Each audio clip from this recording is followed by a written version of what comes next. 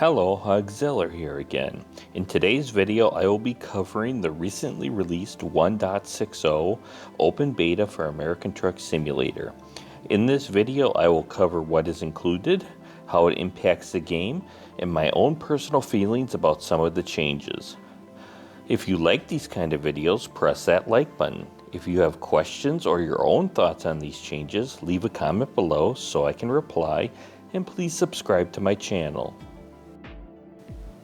The first item to discuss is the addition of the game radio. This is where you have 5 new game radio stations that have been added under the audio player located under the media menu option.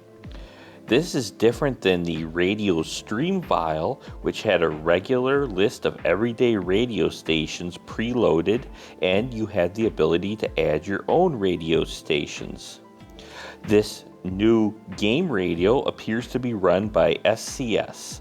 The 5 radio stations are Rust FM, Escape, Pump It, Pop Gear, and Rodeo, with each of them having their own distinct sound. So when creating the B-roll for this video, I was listening to each of the stations, and I can say that they're not giant, big, everyday artists on these radio stations. Not to say the songs are bad.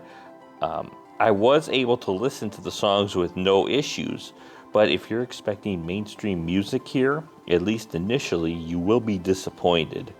I generally stuck with the Rust FM channel when driving.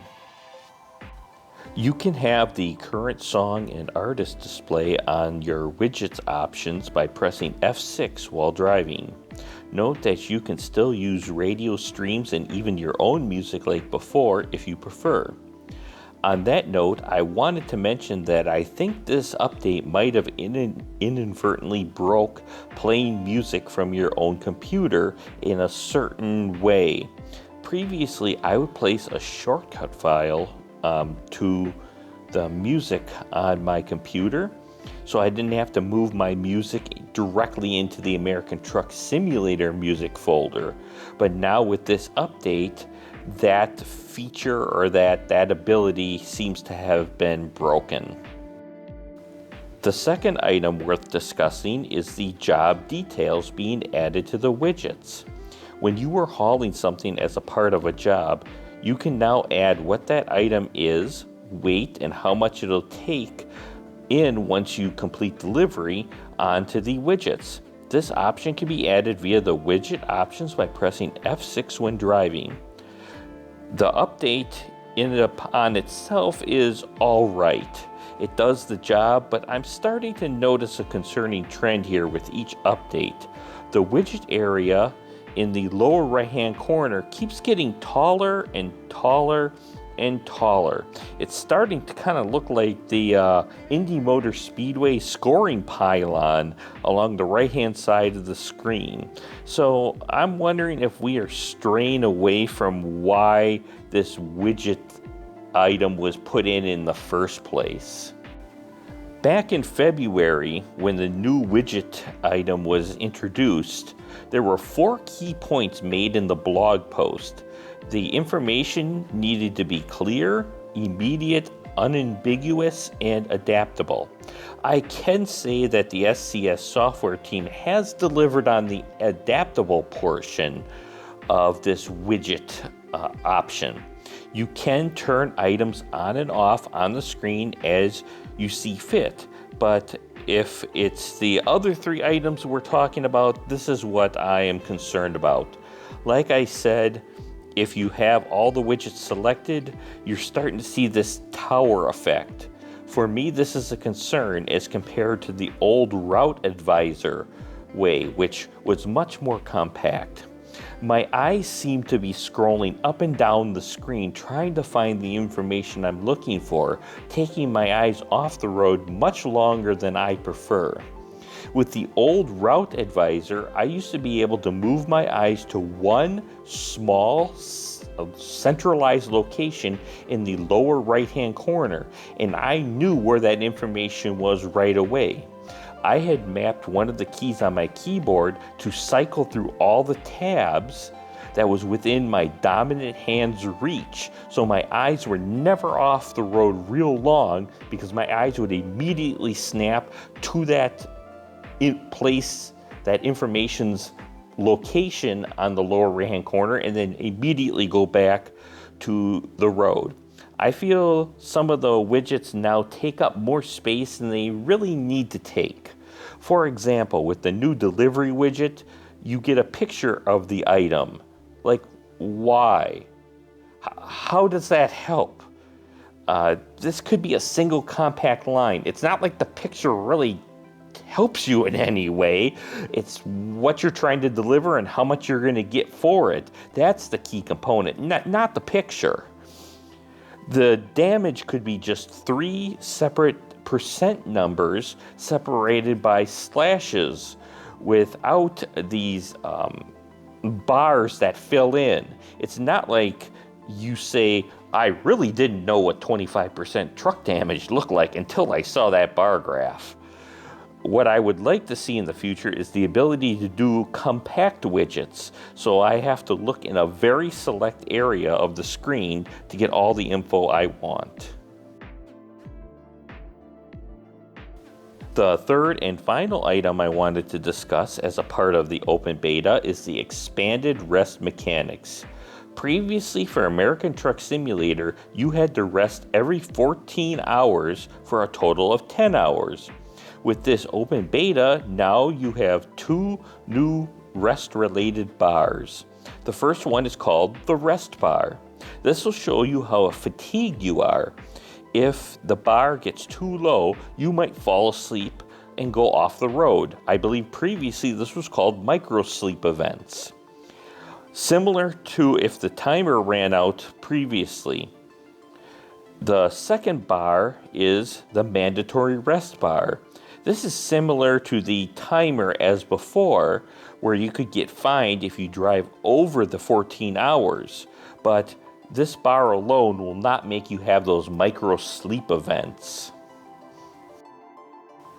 When I did a test run with this new rest mechanic, it appears that the rest bar will run out after about 12 hours. Let me know how many hours you're seeing while doing your driving. You still get the mandatory rest period after 14 hours, and then you need to have the mandatory 10-hour rest. But I'm going to have to play with this new feature some more to see what the best option is for resting up. How this new screen works when you do go to have a rest period is it's a whole new workflow that pops up. You can use the A and D buttons on your keyboard to increase and decrease the number of hours you want to rest. Based on the number of hours on screen, the rest state will go up and down. The more hours, then the more that the rest state will recover. During any rest that is 9 hours or less, the mandatory break value will still decrease. So for example, if you only have 4 hours left and you take a 2-hour rest, you will then be 2 hours away from your mandatory break.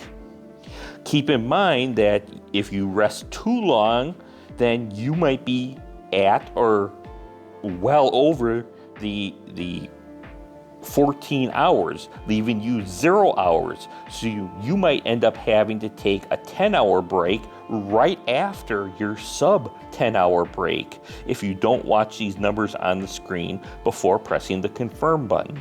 So it is best that you just rest in this situation 10 hours or more so that you can replenish your rest bar and the mandatory break timer. You will see text on the right side of the screen that'll help you to tell you what's going to happen after you complete this rest. Also note that your delivery status will show on the rest screen, which will show how many hours will remain on your delivery after you're resting for the number of hours you entered. And you will be warned here if resting too long will make your delivery become late. The maximum number of hours you can rest is 24 hours. Now for my thoughts on this change. At first, when I read this change in the blog post, I was not a fan of it. But as I read more and more and thought about it more and more, this change actually makes sense. You are not going to be tired at the exact 14-hour time period every time. The fatigue and the mandatory rest period are really two separate things. I'm calling this actually one of the better changes that SCS software has made in a while. I will be curious how the rest state functions, how quickly this bar decreases, and how quickly it will decrease if there's any other variables that are a factor in this rest bar decreasing, or is it just going to be a constant value? For example, does driving recklessly make the bar go down quicker? Does carrying certain type of cargoes impact this? Could it go down quicker if you're driving at night as compared during the day? That could be something to enhance this even better, and I really do look forward to exploring this mechanic more in this open beta. There were some other changes as a part of this 1.60 open beta that are in regards to lighting inside and outside of the cabin and some paint job items, but in my opinion, they just weren't worth having an expanded discussion as a part of this video.